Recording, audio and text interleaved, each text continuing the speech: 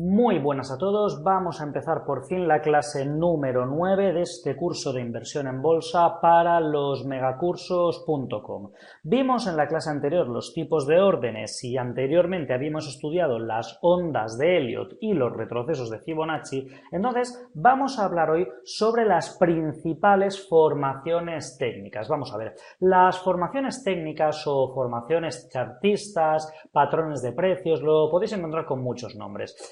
Obedecen a esa premisa que ya hemos comentado del análisis técnico de que el mercado tiene memoria y la historia se repite, ¿de acuerdo? Las formaciones técnicas son una serie de patrones que se repiten en toda la historia gráfica, en diferentes mercados, épocas y activos, y que a través de ellos pues nos es posible determinar con una cierta fiabilidad hacia dónde va a seguir la evolución en el precio. Por supuesto, esto pues no tiene un 100% de fiabilidad, simplemente pues indican una pauta acerca de lo que el mercado puede hacer. Ya habíamos visto algo de esto en lo que eran las ondas de Elliott, ¿vale? Lo que pasa es que las figuras que estudiamos en ese momento lo que nos indican es cuál puede ser la siguiente onda. Este tema digamos que es más generalizado, estudiamos hacia dónde va a ir el mercado a continuación, no queremos únicamente centrarnos en qué onda viene a continuación. Bueno, hay figuras que tienen un mayor grado y otras que tienen un menor grado de fiabilidad en comparación con otras, por lo cual pues siempre se recomienda mucha cautela en su uso. Asimismo, pues lo he dicho muchísimas veces, deben combinarse con otras herramientas de análisis como los indicadores técnicos, por ejemplo, que los veremos en el tema siguiente. Entonces, 4 en total van a ser los grupos de figuras que vamos a ver. Empezaremos por las figuras de cambio de tendencia, las figuras de continuación de tendencia, los triángulos y los rectángulos. Así que bueno, pues no me entretengo más. Y vamos directamente con la sección de figuras de cambio de tendencia. Nuestra primera figura de cambio de tendencia es el hombro, cabeza, hombro. Vamos a ver. La formación de un hombro, cabeza, hombro habitualmente se produce como consecuencia de no alcanzar en la cabeza un objetivo de precios cuya proyección venía determinada, ¿de acuerdo? Bien por una directriz alcista, bien por el techo de un canal alcista, cualquier cosa. Se describe como la formación de tres techos o tres máximos consecutivos con la característica de que el central es más alto que los otros dos, ¿vale? Suelen situarse al mismo nivel, ¿vale? Los dos más bajitos, ¿vale? Los que no son el más alto suelen estar más o menos al mismo nivel y parece que realmente pues la formación tengamos el hombro, la cabeza y el hombro de una persona, ¿vale? Puede ser así o puede ser hombro, cabeza, hombro invertido, ¿vale? Aquí tendremos un hombro, la cabeza de la persona y el otro hombro. Entonces, estos dos niveles inferiores lo que hacen es que unen los mínimos anterior y posterior a la cabeza y se forma lo que es la línea de cuello o línea clavicular que la vemos claramente en el dibujo. La ruptura de esta línea a la baja pues es lo que nos determina la confirmación de la figura, ¿de acuerdo? Yo tengo mi hombro, cabeza y a continuación me trazo la clavícula, ¿de acuerdo? Tendríamos un mínimo y otro mínimo ascendente. Yo los uno con mi línea de tendencia y si se consigue la ruptura de la línea clavicular, tenemos la tendencia confirmada, ¿de acuerdo? No obstante, pues bueno, podría ser habitual que tras la ruptura se produjera un pullback hacia la línea clavicular, ¿vale? En muy raras ocasiones sobrepasada, ¿vale? En este ejemplo que vemos en el dibujo tenemos un pullback después de romper la línea clavicular, la tendencia vuelve un momento hacia atrás, pero no llega a sobrepasarla, ¿de acuerdo? Bueno, esto pues representa, esto pues es una pequeña trampa alcista y que por el contrario pues lo que debe significar es la última oportunidad para vender, es en plan, oye, si no habías vendido hasta ahora, si confiabas en que el mercado rebotase, ahí tienes la última oportunidad y como no vendas ya, pues nos vamos directamente hacia abajo, ¿vale? Y ya pierdes todo lo que tenías. Solamente si los precios en el pullback superan los niveles del segundo hombro es cuando debemos anular la figura. Y también se puede presentar con varios hombros a cada lado, teniendo por regla general la simetría. En algunas ocasiones, en medio de una tendencia, aparece una formación similar a la figura que nos ocupa. En una tendencia alcista aparece como hombro, cabeza, hombro invertido y viceversa. Y algunos analistas pues insisten en clasificarla como de hombro, cabeza, hombro de continuidad. Bueno, sin duda hay que estudiar esta figura exclusivamente como de giro de tendencia, por lo que dicha formación será otra muy distinta o simplemente aleatoria, ¿vale? No voy a pararme ahí. Entonces, bueno, por otra parte, el seguimiento del volumen en un hombro, cabeza, hombro, el volumen se incrementa mucho en la formación ascendente del primer hombro, ¿de acuerdo? Decae en el descenso hacia la primera clavícula y vuelve casi a los mismos niveles en la cabeza. Finalmente, desciende ostensiblemente tanto en la formación del segundo hombro como en su correspondiente corrección. Y la ruptura de la línea clavicular sí debe ir acompañada de un volumen significativo, ¿de acuerdo? Acordaos que el volumen, pues lo observábamos viendo el tamaño de la vela. Más tamaño, más volumen. En la figura invertida el volumen es mayor, sin embargo, en la formación de la cabeza que en la del primer hombro. Y bueno, pues la proyección, ¿esto qué es lo que nos proyecta? Vamos a ver, el precio tendrá un objetivo mínimo tras la ruptura de la línea clavicular, es decir, yo rompo la línea clavicular y a partir de ahí se me marca un objetivo mínimo y este objetivo tiene que ser de la misma distancia existente desde la cabeza hasta la línea clavicular, es decir, de aquí a aquí, una vez lo he roto, la distancia, pues sabemos que no se va a parar hasta que llegue a ser la misma que de aquí a aquí.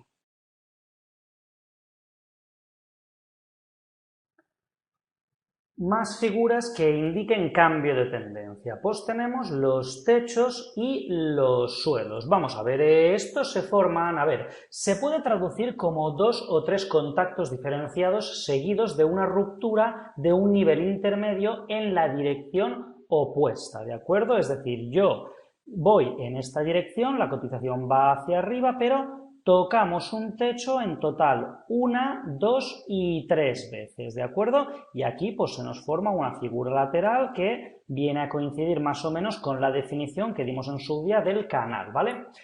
Bueno, a veces son difíciles de distinguir porque se suelen dar cuando los inversores pierden la confianza en la tendencia principal. En el caso del dibujo, la parte de delante aquí, diríamos que los inversores han perdido la confianza en el mercado alcista. Ven venir una posible bajada a corto plazo, ¿de acuerdo?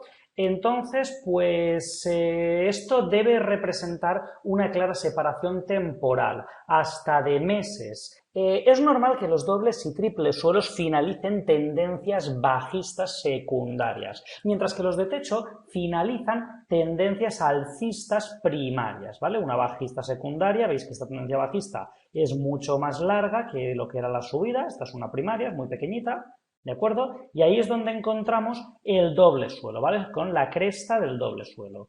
El triple techo se presenta en la alcista, pero no porque sea alcista, sino porque es a corto plazo, es tendencia primaria. Las confirmaciones pues se producen con la ruptura de la línea recta de cuello que se puede trazar entre los suelos y los techos, ¿de acuerdo? Entonces, suele haber un aumento o disminución significativos de los precios de hasta un 15% entre los techos y suelos, ¿vale? Y bueno, pues para seguir el volumen, que ya hemos dicho que nos ayuda, el volumen en el segundo y tercer intento suele disminuir, así como es bajo también entre los intentos. Debe aumentar considerablemente en la ruptura, ¿de acuerdo? Es decir, que el volumen más o menos se mantiene, pero cuando se rompe, el volumen ahí es donde se aprecia su diferencia, un incremento de volumen bajista en este caso, un incremento de volumen alcista en este caso. La siguiente pues sería el suelo y techo redondeado. En este caso nos fijamos en que no es tan claro como antes, no son crestas, ¿de acuerdo? Es una figura poco frecuente de observar y más hoy en día en que la volatilidad pues es cada vez mayor, ¿de acuerdo? Tardan bastante tiempo en formarse, ¿vale? Son formaciones muy lentas y bueno, pues la tendencia en contra también suele ser muy duradera. Esto se observa casi en exclusiva en valores de baja capitalización. Esto que tenemos en pantalla pues sería un suelo redondeado y este otro sería el techo redondeado, ¿vale? El gráfico del volumen pues suele ser idéntico al de los precios, exactamente igual. Va decreciendo paulatinamente durante periodos que pueden durar pues hasta un año tranquilamente, para irse incrementando ligeramente a medida que se forma la parte derecha del suelo o techo. Un buen día impredecible pues se sale del letargo y se aumenta el volumen y gira pues en una dirección o en otra. Entonces, respecto a la proyección de estas figuras, pues la única referencia que se puede tener es la duración del periodo de formación de la figura, por lo que a una mayor duración le seguirá una tendencia acentuada, ¿de acuerdo? Si aquí, por ejemplo, pues tenemos un techo que ha durado mucho tiempo, cuando esto se rompa a la baja, pues estará tanto tiempo bajando más o menos como el que ha estado oscilando en el techo. Pero vamos, esto ya es muy, muy relativo. Vale, la siguiente formación serían las cuñas. Tenemos cuñas ascendentes y descendentes. Estas se dan frecuentemente en la finalización de tendencias secundarias, por lo que indican cansancio en la presión compradora o la presión vendedora, según sea la tendencia original. Una cuña ascendente, como la que tenemos en el dibujo, nos indica que la resolución final será probablemente bajista, ¿de acuerdo? Por otra parte, pues la cuña descendente, que sería esta, tendrá un escape alcista. Y bueno, esto al contrario de lo que sucede en los triángulos simétricos o rectángulos, ambos lados se trazan en la misma dirección, tendiendo a converger. Y es normal que la figura quede rota antes de llegar al último tercio del recorrido hasta el vértice. Aunque bueno, puede llegar incluso hasta el mismo, podría suceder también. Suelen tardar entre 3 semanas y 3 meses en formarse. El volumen pues tiende a disminuir durante la formación para que se incremente en la ruptura, ¿de acuerdo? Conforme se va formando el volumen de negocio, las velas cada vez son más pequeñas, pero en la ruptura se incrementa de nuevo. Y bueno, el objetivo mínimo que marca una cuña ascendente se sitúa en el primer punto de soporte, el que da origen a la cuña, ¿de acuerdo? Exactamente lo contrario para las descendentes. Otra forma de medir el objetivo pues es la amplitud de la cuña desde su inicio hasta su vértice, ¿de acuerdo? Si salimos un momentito a el programa, vamos a ver la diferencia. Por ejemplo, aquí vemos que el DAX, este conjunto de máximos de aquí, junto con estos mínimos, podría parecerse a una cuña. Es decir, si yo junto este máximo con este otro,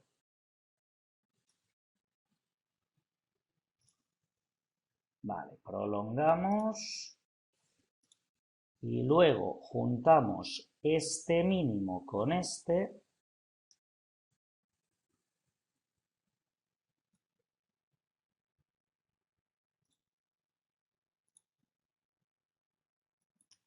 Bien, pues lo que tenemos es como un canal, pero si nos fijamos bien, las líneas no son paralelas, ¿vale? Se irán cerrando el ángulo poco a poco, con lo cual esto sí podría pasar por una cuña, ¿de acuerdo? Vemos que al final la ruptura ha sido por arriba, aunque al final termina de meterse dentro, porque claro, no es una cuña muy pronunciada y pues no pasa el suficiente tiempo, pero sí, realmente vemos que las líneas finalmente se acaban juntando. Y la ruptura pues viene a ser por aquí.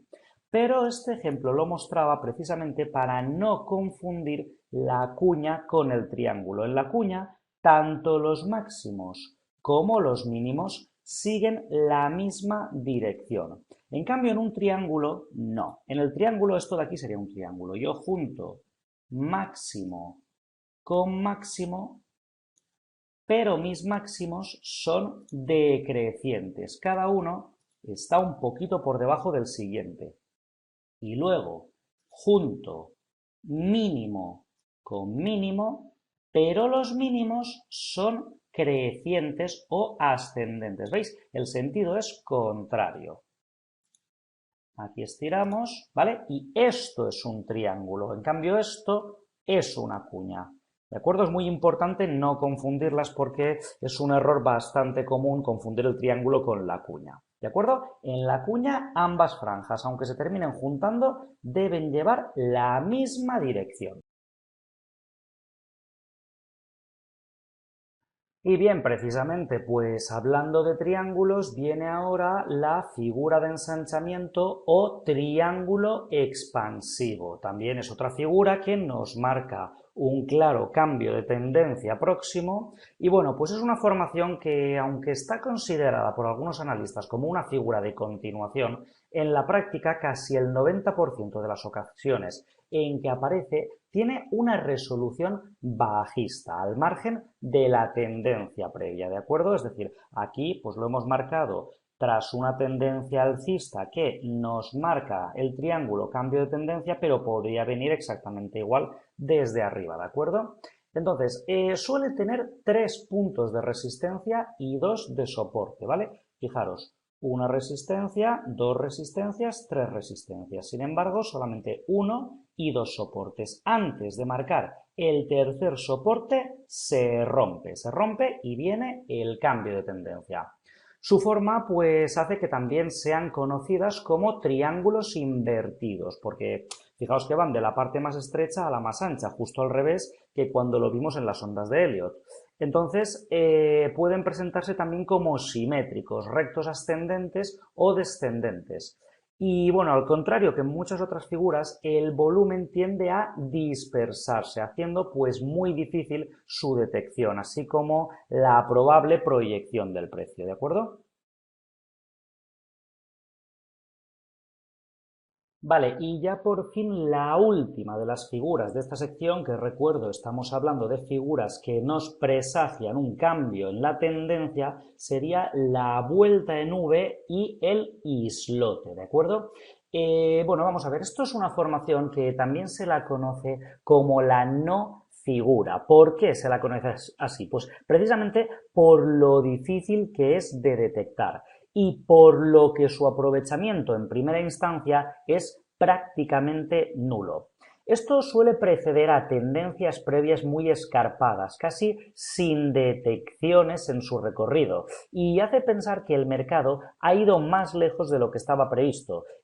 Fijaros aquí, por ejemplo, pues sin venir a cuento, el mercado sube, sube y sube y no para de subir, igual que aquí el mercado baja, baja y baja y no para de bajar. Entonces, de repente, ¿vale? En muy poco tiempo se vuelve al punto en el que estábamos, se vuelve formando una V a la tendencia anterior, todo de golpe. En ocasiones, pues se puede detectar gracias a lo que llamamos vuelta en isla, ¿vale? Aparece un islote que no es más que una sesión en la que la cotización alcanza un máximo, pero acaba cerrando por debajo del precio del día anterior. Respecto al seguimiento del volumen, pues bueno, pues habitualmente el día en que se forma el islote va acompañado de una muy fuerte contratación. Cuando mayor sea el volumen y más ancha la gama de precios del día, mayores son las señales que proporciona para la vuelta a la tendencia. Fijaos que en este caso, pues la vela, lo que son las mechas, una de las dos por lo menos es muy larga, ¿de acuerdo? Pues esta es la señal de la que hablamos. El día siguiente, pues este recorrido tan largo de los precios nos va a mandar de vuelta hacia abajo, formando pues la V invertida. La proyección del precio en esta figura, pues la verdad es que carece de objetivos cuantificables, pero lo normal es que recorra por lo menos pues el 50% de la tendencia previa, dado que ésta se ha producido sin pausas, sin generar ningún tipo de soporte o resistencia de consideración. Vale, pues vamos ahora con la segunda sección, figuras de continuación de tendencia.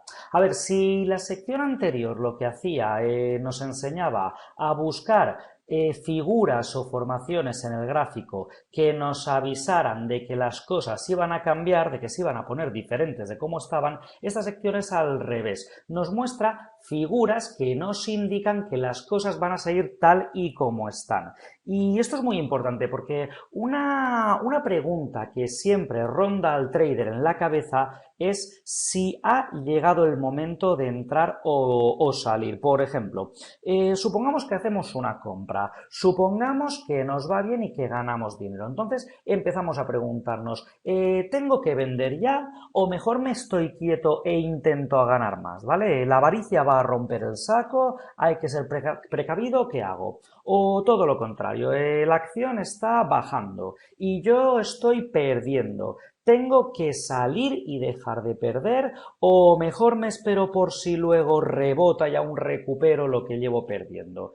Esa es la cuestión, eso es lo que vamos a tratar de responder en esta segunda sección de la clase número 9. Y la primera figura de continuación pues es ni más ni menos que la bandera, ¿vale? Las banderas son figuras de corto y medio plazo cuya formación hasta la ruptura casi nunca excede de las 5 semanas, ¿de acuerdo? Perdiendo fiabilidad en plazos de maduración superiores. Son las figuras más comunes de continuación de tendencia, en las que los precios se toman un respiro y aparecen casi exclusivamente en tendencias alcistas. Fijaros que tal vez yo compro aquí donde se inicia lo que sería el mástil de la bandera, gano todo esto y a partir de aquí se forma un canal lateral en el que a mí me entran dudas, es decir, vendo ya y me quedo con estos beneficios o me espero a ganar más. O tal vez al revés, imaginaros que vimos esta subida de tendencia y nos arrepentimos de no haber comprado antes.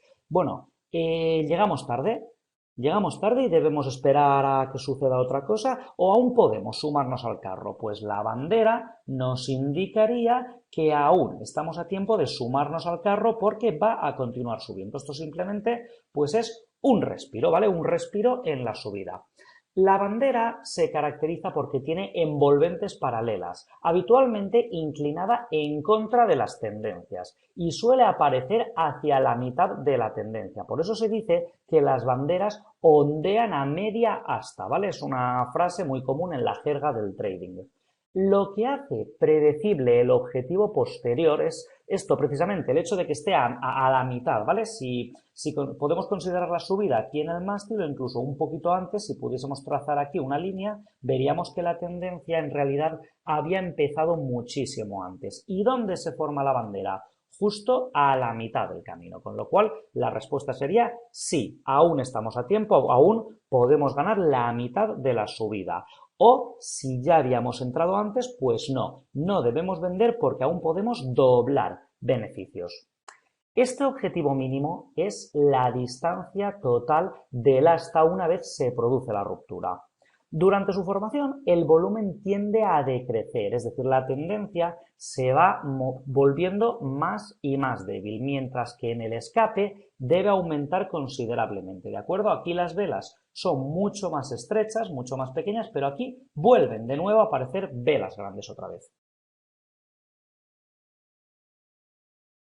Y luego ya aquí pues tendríamos el gallardete, que se diferencia de la bandera exclusivamente en la forma, ¿no? Pues aparece como un triángulo en contraposición al rectángulo que conforma la bandera, ¿vale? Veis que incluso tendríamos el mástil aquí, pero no es una bandera recta, sino que es más bien uno de estos banderines en forma triangular, ¿de acuerdo? Y ya está, pues esta sección era muy cortita, vamos ya rapidito a la siguiente sección, que son los triángulos.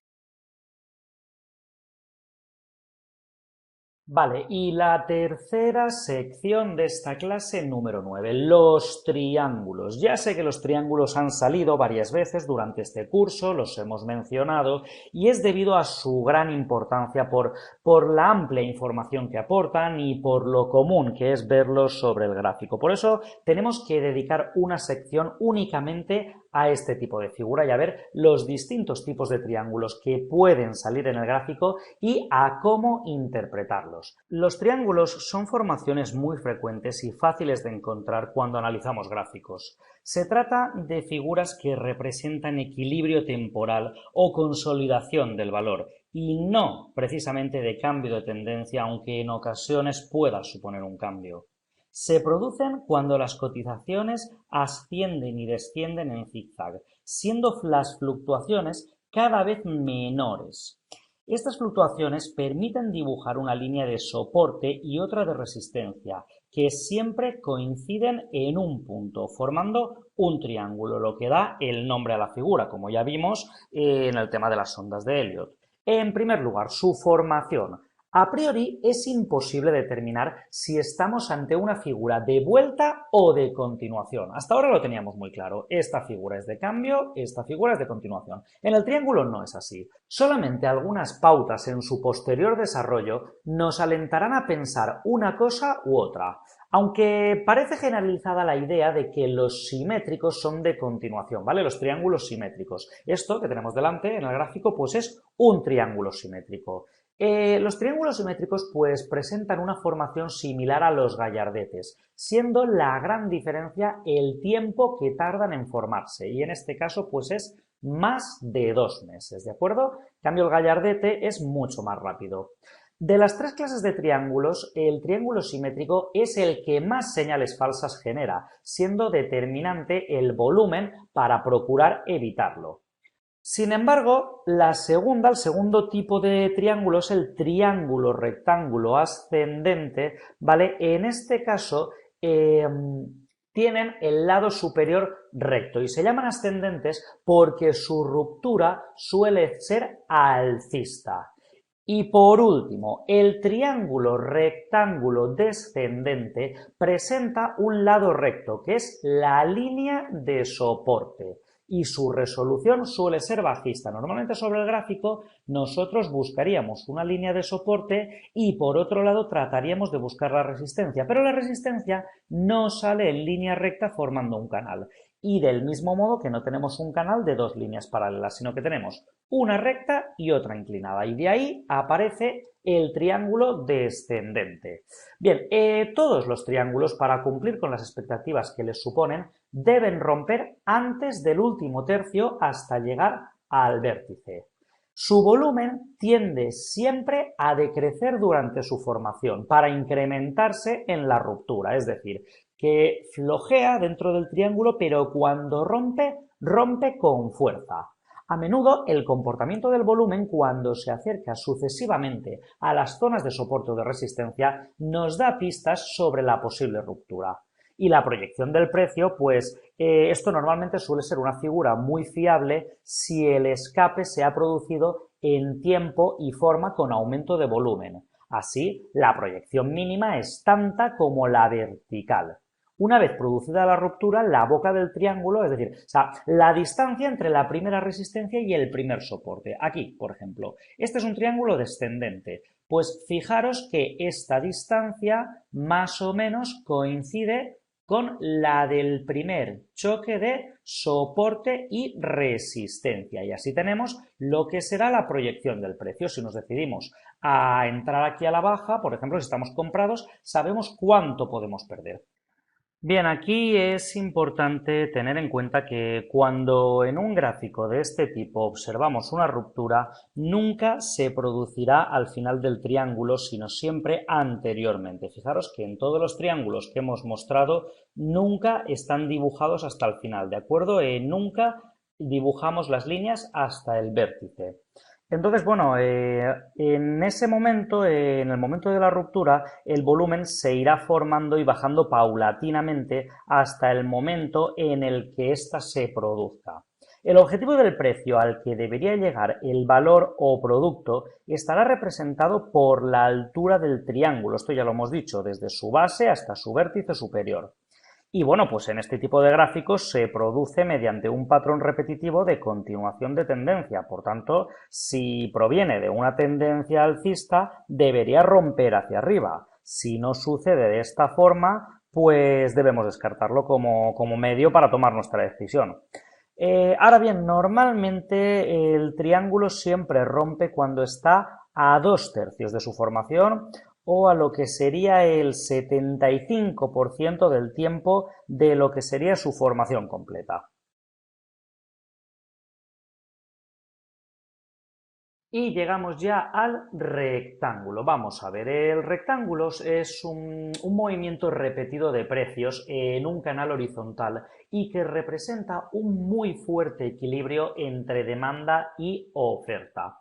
Aunque no hay un plazo definido para su formación, lo habitual es que tarden en desarrollarse más de 2 o 3 meses. En caso contrario, debemos pensar más en una formación de bandera que en un rectángulo. Esa es la diferencia, la duración, lo que tardan en formarse. Fijaos que en este caso, el que tenemos en pantalla, pues lo que son los golpes contra soporte y resistencia son mucho más abundantes que en el caso de la bandera. En ocasiones podemos verlos con una ligera inclinación. Y bueno, su volumen va decreciendo durante su formación para aumentar bruscamente en la ruptura, que eso sí, puede ser hacia arriba o hacia abajo. Al igual que en los triángulos, el aumento o disminución del volumen a medida que se van tocando sucesivamente los soportes y las resistencias nos puede dar una pauta de la dirección de la ruptura, pero por regla general un rectángulo nos va a ofrecer una información nula al respecto. Es decir, si vemos que aquí conforme nos vamos acercando a la baja el volumen se incrementa, pues está claro que la ruptura será la baja, pero vamos, en general esta información es demasiado relativa. Y respecto a la proyección del precio, pues cuanto más tiempo haya tardado en formarse nuestro rectángulo, más brusca será la tendencia que tome cuando finalice. Pero como mínimo tendrá una longitud similar a la distancia entre el techo del rango, entre el techo y el suelo del rango. Y ya lo último que explicaremos en esta clase, la última figura que podemos ver, los huecos o gaps. Vale, aquí en la pantalla tenemos un gráfico donde podemos ver algunos gaps, algunos huecos. Aquí, por ejemplo, tenemos uno, un poquito más abajo, pues nos aparece otro y si nos fijamos bien, pues aparecen algunos otros, aunque son un poquito más pequeños. Vamos a ver, hay que tener en cuenta que la bolsa no abre en el mismo punto donde cerró el día anterior. Y esto se debe a que se pueden introducir órdenes cuando el mercado está cerrado, aunque no se ejecuten hasta su apertura. Tengamos en cuenta que cuando nuestra bolsa cierra, hay bolsas de otros países que siguen en marcha y pueden haber noticias negativas, etcétera. Entonces, el hueco o gap en sí mismo no es una figura, sino más bien son intervalos de precio en que no se han cruzado operaciones, bien como consecuencia de la falta de interés comprador y vendedor, bien porque se desarrolla una reacción de euforia o de pánico, etc. Se suele decir que un hueco ha de quedar rellenado o cerrado en mayor o menor plazo de tiempo.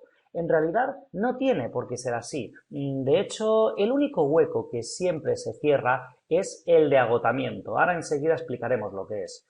Pero antes comentar que conviene también diferenciar lo que es rellenar y cerrar un hueco. Un hueco no debe darse por cerrado hasta que no se produce un cierre por encima o por debajo, según sea alcista o bajista. Entonces, esto adquiere mayor importancia cuando analicemos gráficos diarios, semanales o mensuales. No conviene vender la piel del oso antes de cazarlo, pues son demasiados los casos en que guiándonos por un relleno cancelamos determinadas posiciones antes de producirse su cierre y posteriormente el precio prosigue con su tendencia anterior. Entonces, pues ahora sí, vamos a ver. Tenemos tres clases de huecos. Primero, huecos de ruptura o escape. Este hueco se suele dar en las rupturas de las figuras de continuación o de congestión, o simplemente de una manera abrupta advirtiéndonos de una reversión en la tendencia. La fiabilidad es mucho mayor si van acompañados de un fuerte volumen. Segundo, huecos de continuación. Aparecen en medio de la tendencia y en ocasiones marcan el tramo medio de la tendencia. Y por último, huecos de agotamiento. Estos aparecen justo antes de finalizar la tendencia y avisan del más que probable giro de tendencia. Evidentemente, cuando se forman no estamos seguros hasta que queda cerrado. Mientras tanto, seguiremos pensando que puede ser de continuación. Claro, debido a su estudio, pues cada vez es más extendido. Merece la pena tenerlo siempre en cuenta, sobre todo a la hora de fijar buenas zonas de soporte o resistencia y también para el establecimiento de los stops de pérdidas o de beneficio.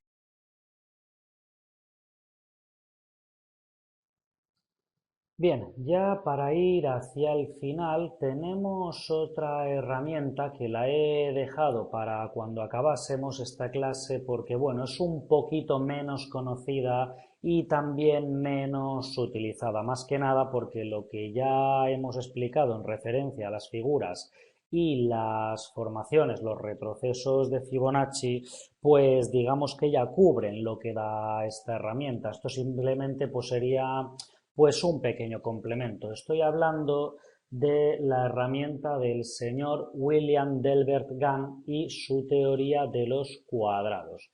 Vamos a ver, Gann lo que hizo es que desarrolló una combinación de principios geométricos y matemáticos que aplicó posteriormente al comportamiento de los valores en bolsa. Esto se basaba principalmente en la relación proporcional entre el tiempo y el precio. Entonces, en esta teoría se utilizan tres series de números. El número 7 y sus múltiplos, con especial importancia en el 49 y el 77, el número 12 y sus múltiplos, y los ratios de un círculo, es decir, 30, 45, 60, 90, 120, es decir, ¿esto qué representa? Pues días, semanas, meses, ¿de acuerdo? Aquí tendríamos el tiempo. Entonces, a partir de estos números, elabora su teoría que divide las líneas de Gann, ángulos de Gann y ciclos de tiempo. Para que me sigáis esta herramienta, aquí en el gráfico la tendríamos aquí arriba, ángulos de resistencia, ¿vale? Entonces, tenemos que tener en cuenta, pues, dos definiciones. Primero, las líneas de Gann. Las líneas de Gann son retrocesos potenciales en precios generados a partir de la división de un avance o retroceso de mercado en octavos y tercios. Los ratios de Gann más importantes son 37,5%, 50% y 62,5%. Observaréis que estos números realmente se parecen bastante a lo que son los niveles de Fibonacci, ¿verdad? Por eso digo que realmente aquella herramienta de Fibonacci se utiliza muchísimo más que esta. Luego tenemos los ángulos de Gann para proyectar líneas desde máximos o mínimos significativos. Gann utilizó ángulos que intentaban relacionar el precio con el factor tiempo. Por ejemplo, 1 por 8, que supone una unidad de tiempo por 8 de precio. El ángulo representa, según Gann, en una situación neutral, un ratio de 45 grados, una unidad de tiempo por cada precio, y básicamente su teoría suponía que cualquier comportamiento con un ángulo superior a 45 grados supondría un mercado alcista y un comportamiento inferior a 45 grados uno bajista. Había otros ratios utilizados, 1 por 2, 2 por 1, 4 por 1, etc. Al final, lo más importante pues era obtener el punto en el que se cruzan las líneas y los ángulos de Gann. Ambos sistemas pues, pueden utilizarse separadamente, pero las conclusiones conjuntas son muchísimo más fiables, ¿vale? Entonces, vamos a ver cómo se hace esto, ¿de acuerdo? En primer lugar, si localizamos pues una subida o una bajada, por ejemplo, vámonos a esta última, que ya la tenemos muy estudiada, ¿veis? Que todavía tenemos marcas por aquí, vamos a eliminarlas para poder dejar un gráfico limpio. Entonces vamos a ver, marcamos aquí los ángulos de Gann y nos vamos, voy a acercarme un poquito más, vale, y nos vamos desde el máximo que parece estar ahí y estiramos hasta el mínimo que parece estar aquí. ¿De acuerdo? Vale, perfecto. Ahora sí, retrocedemos un poquito. Bien. Lo dicho, fijaros que aquí dejamos a la vista pues varios ángulos, ¿vale? Trazamos los ratios de retroceso, ¿de acuerdo? Que son las líneas horizontales que habéis visto que aparecían al marcar los ángulos, ¿de acuerdo? Con esta herramienta. Y bueno, pues van de 25 en 25% en base a un máximo y a un mínimo significativos, ¿vale? Esta herramienta, pues como todas, la podemos, si no nos gusta, pues la podemos configurar, ¿vale? En general, ángulos de resistencia, el color, el estilo, a mí ya sabéis que me gusta un poquitito más gruesa, ¿de acuerdo? Le pedimos siempre que nos la ajuste, ¿vale? Los ángulos, pues son los de Fibonacci, ¿de acuerdo? Que marcando aquí el Fibonacci, pues volvería a aparecer la línea que hemos visto antes, ¿vale? Y que ahora pues no nos la marca, ¿vale? A ver, no sé si dejarlo cerca o lejos. Creo que así se ve más claro. Bien, vale, vamos allá. Entonces, bueno, en el primer punto de corte se establece una señal de compra y se confirma en la última línea diagonal, ¿de acuerdo? La superior, que corresponde al retroceso del 62,5%, ¿de acuerdo? Entonces, vamos a ver, podríamos marcarlo como, pues, a ver, así. Podríamos marcar aquí arriba pues marcaríamos 3, ¿de acuerdo? Vamos a pintarlo de otro color, que se vea bien, pues en rojo. No, perdón.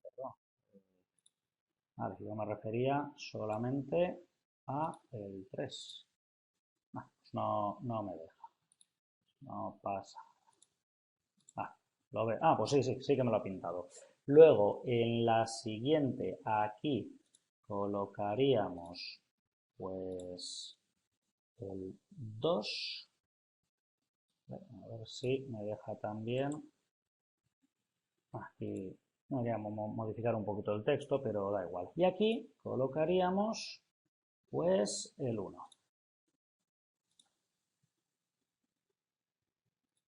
Vale, fenomenal. Muy bien, entonces 1, 2 y 3 son los retrocesos potenciales, ¿de acuerdo? Que calculamos, ¿ok? Fijaros que lo que hace es al finalizar la bajada, igual que en Fibonacci, él tiene en 1 su primera resistencia. Si la rompe, se va a buscar la 2, que es su segunda resistencia. Si no consigue romperla, vuelve otra vez a 1. Pero fijaros que los movimientos jamás se detienen entre dos de las líneas. Siempre van de una a la otra, de una a la otra. Y cuando rompen, se van a buscar la de más arriba. Fijaros aquí que supera la 3 como queriendo iniciar otra vez la tendencia alcista, pero se nos desploma de nuevo. No puede soportar el peso la línea 3 y sigue cayendo. ¿Hasta dónde? Hasta la línea 2, ¿de acuerdo?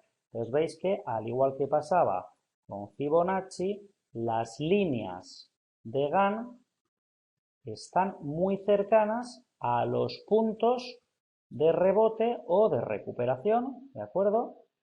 Y son ellos los que actúan como soporte o resistencia, ¿vale? Siempre vamos de 1 a 2, de 2 a 3, ¿de acuerdo? Fijaros que siempre coincide,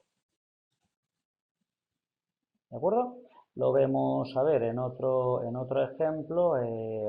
A mí, pues, bueno, normalmente estas teorías funcionan muchísimo mejor en lo que son índices, ¿de acuerdo? En las empresas, pues yo soy más partidario, ¿ves? Aquí tenemos la de Apple. Yo soy más partidario de tirar aquí del análisis fundamental. El técnico lo reservo para los índices. Aquí tenemos el Hansen, a ver si quitamos las medias. pues podemos hacer un segundo intento. El de antes ha sido en bajada, pues sí, sí probamos uno en subida. A ver, esta de aquí, no es como demasiado lateral, ¿no? A ver, una que sea un poquito más. Esta me gusta mucho más. Vale, sí, esta la prefiero. A ver, antes vamos a acercarnos.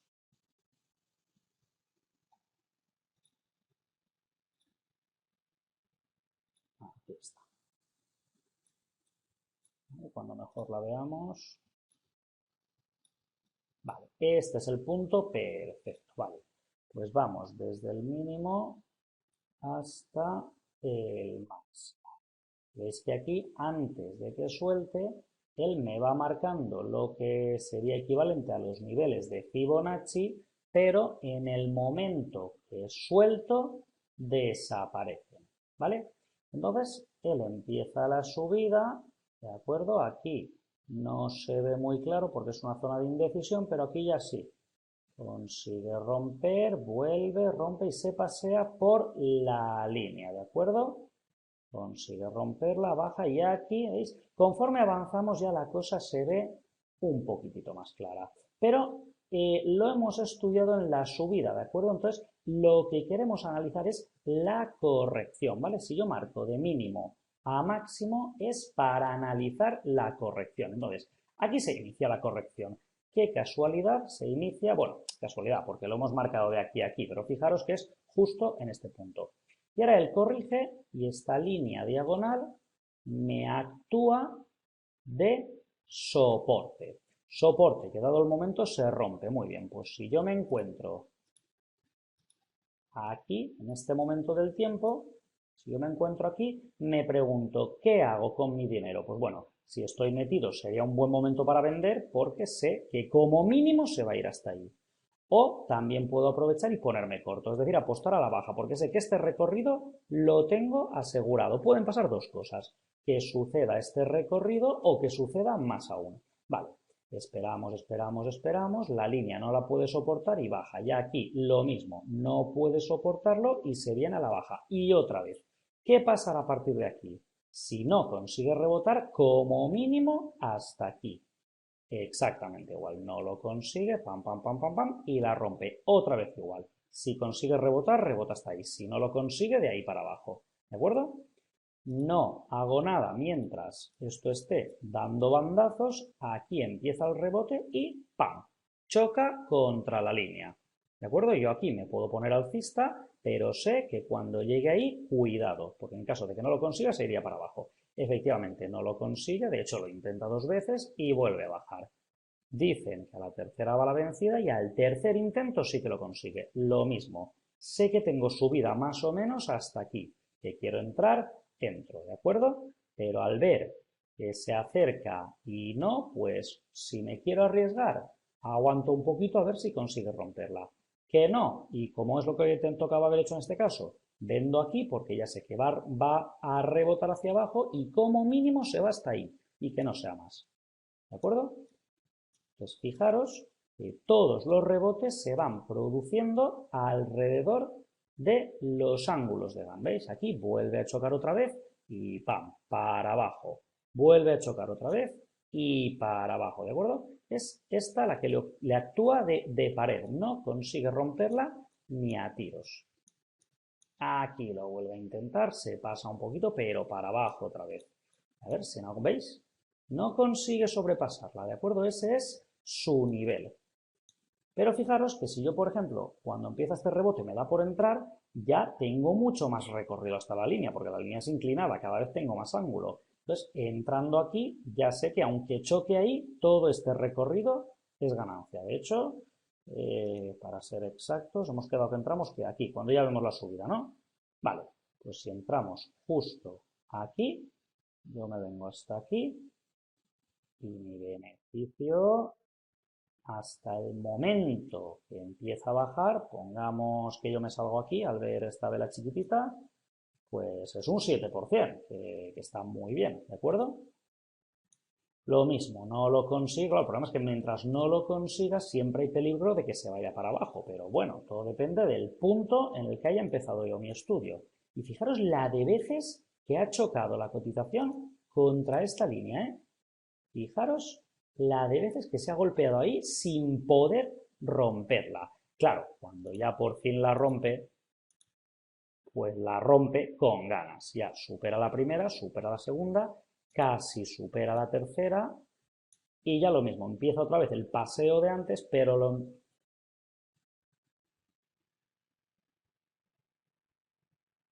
empieza otra vez el paseo de antes, pero lo empieza por aquí, por encima de esta otra línea. ¿De acuerdo? Y cuando la rompe, lo mismo. Claro, con tanto avance yo ya no hubiera seguido aguantando estas líneas, ya lo que tocaba pues era trazar otras, pero era para que vierais su utilidad, ¿de acuerdo? Entonces, pues bueno, aquí en el ciclo de tiempo que hace GAN, pues va desde un octavo de año, que son 6 semanas y medias, hasta todo el año entero, que son 52 semanas, 360 días, ¿de acuerdo?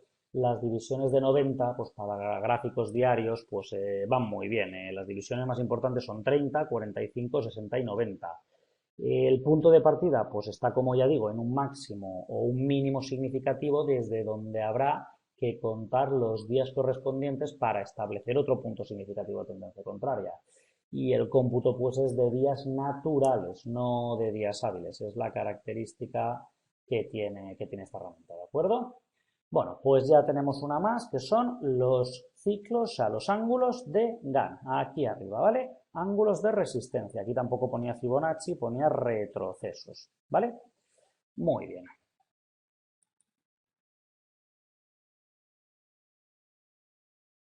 Y bien, pues hasta aquí hemos llegado en esta clase número 9 del Megapack de inversión en bolsa para los megacursos.com. Os espero en la siguiente clase, la número 10, en la que vamos a hablar sobre indicadores técnicos, unas señales que nos marcan claramente el momento de entrar y salir en el mercado y que la verdad son muy utilizadas.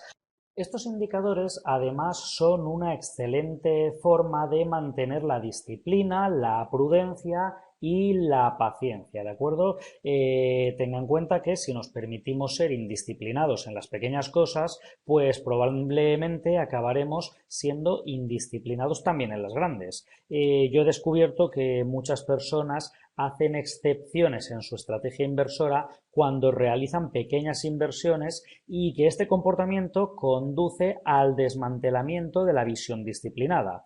La disciplina, pues, es la clave del éxito en el juego de la inversión, de la misma manera que también lo es en buena parte de la vida.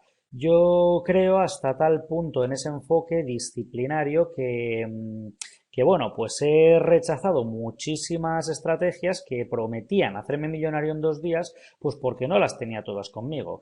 ¿Y qué nos lleva a este tipo de conclusiones? Pues además de todo lo que ya hemos visto, los indicadores que vamos a ver en el siguiente tema. Son una buena señal para saber si estamos comprando acciones baratas o acciones por encima de su precio, acciones que todavía podrían subir un poquito más, acciones que todavía podrían bajar un poquito más, pero siempre tenemos que tener claros nuestros objetivos y nuestra estrategia.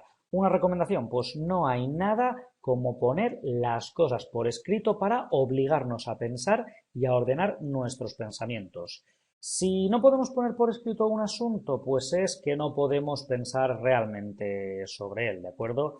El ejercicio de poner las cosas por escrito, pues es de inmensa ayuda para pues acabar de perfilar pensamientos sobre cómo ganar miles de dólares o incluso cientos de miles o incluso millones. Escribir pues nos obliga a pensar en ello y pensar sobre dónde invertir el dinero, pues es algo muy positivo. Por eso pues escribir al respecto es aún mejor, ¿de acuerdo? Y con los indicadores marcados en la pantalla es imposible que se nos olvide escribir porque van a ser ellos los que nos van a dar la señal de entrada o la señal de salida, ¿de acuerdo?